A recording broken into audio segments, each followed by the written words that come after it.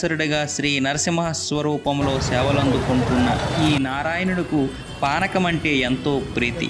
సరాసరి తన నోటిలో పానకంలో సగపాలు ఈ స్వామి ప్రసాద చిహ్నంగా భక్తులకు అనుగ్రహిస్తూ ఉంటారు.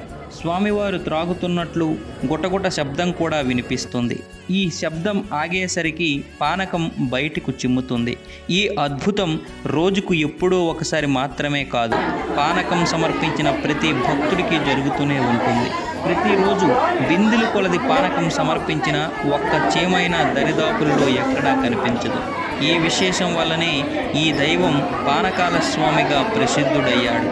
ఈ క్షేత్ర చరిత్ర బ్రహ్మవైవర్త పురాణంలో ఉంది. మంగళగిరి అంటే శుభప్రదమైన కొండ అని అర్థం. ఇది తూర్పు కనుమల పర్వత పంక్తుల వరుసలోనిదే.